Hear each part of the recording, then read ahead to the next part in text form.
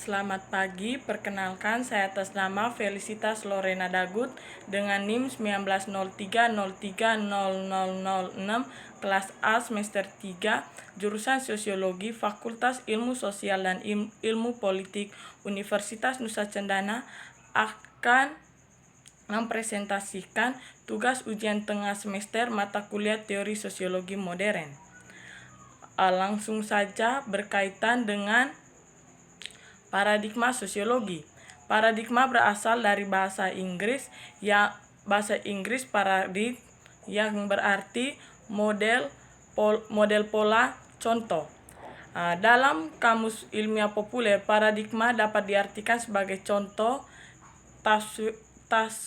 tasrif, teladan, pedoman dipakai untuk menunjukkan gugusan sistem pemikiran, bentuk kasus, dan pola pemecahannya. Sedangkan dalam Kamus Bahasa Indonesia, paradigma diartikan sebagai kerangka berpikir model teori ilmu pengetahuan.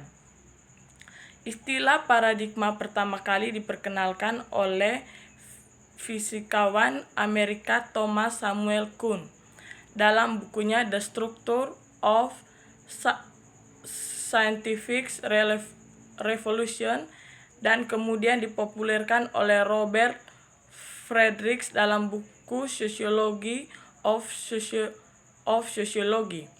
Menurut Kuhn, paradigma adalah cara mengetahui realitas yang dikonstruksi oleh mode of thought atau mode of inquiry tertentu, yang kemudian menghasilkan mode of knowing yang spesifik. Menurut Kuhn yang dikutip George Ritzer, paradigma adalah gambaran fundamental dari pokok bahasan dalam ilmu pengetahuan. Di dalam paradigma sosiologi ada beberapa unsur ilmiah sehingga paradigma dipandang sebagai unsur disiplin ilmu yang bisa dijadikan sebagai acuan atau landasan dalam penelitian mengenai problem-problem sosial. Pembagian paradigma sosiologi. Thomas Samuel Kuhn mengemukakan bahwa paradigma ilmu itu amat beragam. Keragaman paradigma ini pada dasarnya adalah akibat dari perkembangan pemikiran filsafat yang berbeda-beda dari sejak zaman Yunani. George Ritzer menilai bahwa sosiologi merupakan ilmu yang mempunyai beberapa paradigma atau multi-paradigma. Setiap paradigma memiliki objek kajian, teori, dan mode analisa yang berbeda. Menurut George Ritzer, secara garis besar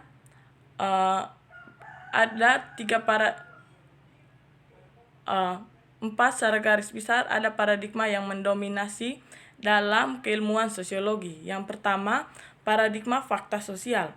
Paradigma ini merupakan sumbangsi dari pemikiran Durkheim yang didasarkan atas karyanya The Rule of Sociological Method dan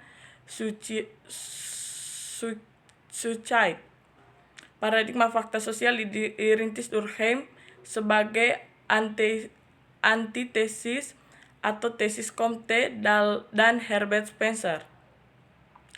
Comte dan Herbert Spencer berpendapat bahwa dunia ide adalah pokok bahasan dalam sosiologi. Dengan tegas pendapat ini ditolak oleh Durkheim. Menurut Durkheim, dunia ini bukanlah objek riset dalam sosiologi, sebab dunia itu hanyalah sebagai suatu konsepsi pikiran dan bukan sesuatu yang dapat dipandang.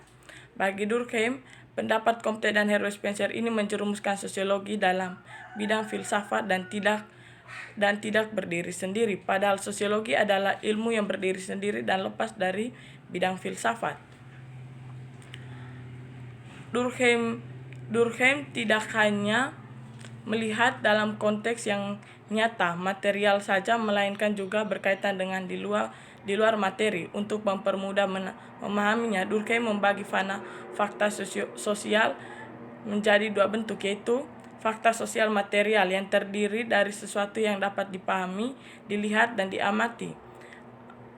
Dan yang kedua adalah fakta sosial non material. Sebenarnya dapat dikatakan suatu ekspresi atau fenomena yang terkandung dalam diri manusia sendiri atas fakta sosial materialnya, dan itu hanya muncul dalam kesadaran manusia. Selanjutnya, paradigma definisi sosial. Paradigma ini dilandasi analisa Max Weber tentang tindakan sosial. Perbedaan antara analisa Weber dan Durkheim terlihat jelas. Jika Durkheim memisahkan struktur dan institusi sosial, sebaliknya Weber memperlihatkan ini menjadi satu kesatuan yang membentuk tindakan manusia yang penuh arti dan makna. Definisi paradigma perilaku sosial. Paradigma ini memusatkan perhatian pada hubungan antar individu dan hubungan individu dengan lingkungannya. Paradigma ini menyatakan objek studi sosiologi yang konkret dan realistis adalah perilaku manusia antar individu yang tanpa kemungkinan perulangannya. Paradigma integratif atau multiparadigma. Seiring perkembangan analisis tiga paradigma di atas, berbagai macam perdebatan mengenai subjek matter dari sosiologi, maka menurut George Jamieson perlu adanya paradigma yang mengakomodasi penyatuan dan ketiga paradigma tersebut, sebab teramat sulit untuk memahami fenomena sosial yang begitu kompleks. Teori pendukung paradigma sosiologi. Yang pertama, teori pendukung paradigma fakta sosial. Ada teori fungsionalisme struktural. Teori fungsionalis struktural lahir dari pemikiran biologis yang dikonsepkan oleh Comte dan Herbert Spencer, di mana masyarakat dianalogikan sebagai organisme biologis. Teori konflik merupakan teori yang lahir sebagai kritik atas teori fungsionalisme struktural. Teori ini dikembangkan oleh Marx. Teori pendukung paradigma definisi sosial. Yang pertama, teori aksi. Teori aksi atau teori bertindak pada awalnya dibangun oleh pemikiran Weber dan Pareto. Menurut Weber, individu melakukan suatu tindakan berdasarkan atas pengalaman persepsi, pemahaman, dan atas suatu objek stimulus atau situasi tertentu. Teori interaksionisme simbolik. Teori interaksionisme simbolik lahir sebagai perspektif baru yang dilatar belakangi kemandekan aplikasi teori aksi. Landasan ini didasari oleh analisa Weber. Teori fenomenologi. Teori fenomenologi membahas mengenai bagaimana kehidupan bermasyarakat itu terbentuk. Berangkat dari pandangan Weber, Albert School sebagai seorang tokoh yang mengembangkan teori ini memandang bahwa tindakan manusia menjadi suatu hubungan sosial bila manusia memberikan arti atau makna tertentu terhadap tindakannya itu, dan manusia lain memahami pula tindakannya sebagai sesuatu yang penuh arti. Teori etnometodologi. Teori etnometodologi merupakan cabang dari fenomenologi. Etnomenologi berusaha mengungkapkan realitas dunia kehidupan dari individu dan masyarakat. Selanjutnya, teori pendukung paradigma perilaku sosial. Yang pertama adalah teori behavioral sosiologi. Teori behavioral sosiologi merupakan implementasi dari perpaduan objek kajian psikologi yang perilaku ke dalam sosiologi. Selanjutnya, teori pertukaran. Teori pertukaran dikembangkan oleh George Homan. Selanjutnya, teori paradigma interaktif multiparadigma. Teori pendukung paradigma interaktif yang pertama adalah teori konstruksi sosial. Teori konstruksi sosial bermula dari analisa Peter Ludwig Berger dan Thomas Luhmann. Selanjutnya, teori strukturasi. Tokoh selanjutnya menerapkan paradigma integratif, yaitu Anthony Giddens. Teori struktural fungsional menurut Merton dan Parsons. menurut teori struktural fungsional menurut Talcott dan Parsons. Yang pertama menurut Talcott Parsons. Teori fungsionalisme struktural yang dibangun Talcott Parsons dan dipengaruhi oleh sosiolog Eropa menyebabkan teori bersifat empiris, positivis, dan ideal. Selanjutnya Robert K. Merton. Menurut Merton mengutip 3 postulat yang terdapat dalam analisa fungsional yang kemudian disempurnakan. Yang pertama adalah kesatuan fungsional masyarakat, dan yang kedua adalah fungsionalisme universal yang terkait dengan yang pertama, dan yang ketiga adalah dalam setiap peradaban kebiasaan ide objek material dan kepercayaan memenuhi beberapa fungsi penting. Selanjutnya adalah teori konflik menurut 4 para ahli. Teori konflik menurut Karl Marx. Teori konflik menurut Karl Marx terjadi karena adanya pemisahan kelas di dalam masyarakat kelas sosial tersebut antara kaum borgius dan kaum proletar, di mana kaum borgius yang mempunyai modal atas kepemilikan sarana-sarana produksi sehingga dapat menimbulkan pemisahan kelas dalam masyarakat. Selanjutnya, teori konflik menurut Dahrendorf.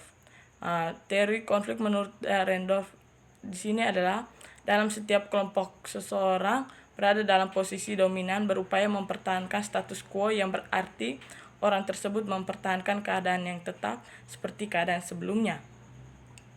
Teori konflik menurut Coser. Teori konflik menurut Coser dibagi menjadi 2, yaitu yang pertama konflik realitis dan konflik non-realitis. Selanjutnya, teori konflik menurut George Michel. Teori konflik menurut George Michel ia menunjukkan bahwa sebuah konflik merupakan bentuk sosial berinteraksi dan menyelesaikannya dalam kerangka memecahkan dualisme sebagai cara untuk mencapai kesatuan. Teori pertukaran, teori dramaturgi, teori interaksionisme simbolik. Teori pertukaran merupakan teori perilaku sosial. Teori ini menganggap perilaku manusia membentuk pola hubungan antara lingkungan terhadap aktor. Teori dramaturgi sebagai teori sosiologi memahami dunia sosial melalui interaksi sosial. Dalam proses interaksi sosial, konsep diri dibentuk melalui interaksi dengan orang lain dalam situasi sosial tertentu. Teori interaksionisme simbolik. Prinsip dasar interaksionisme simbolik adalah manusia memiliki kepastian untuk berpikir dan pemikirannya dibentuk oleh interaksi sosial. Dalam proses interaksi, manusia mempelajari makna dan simbol-simbol yang mengarahnya pada kapasitas menjadi berbeda dengan lainnya.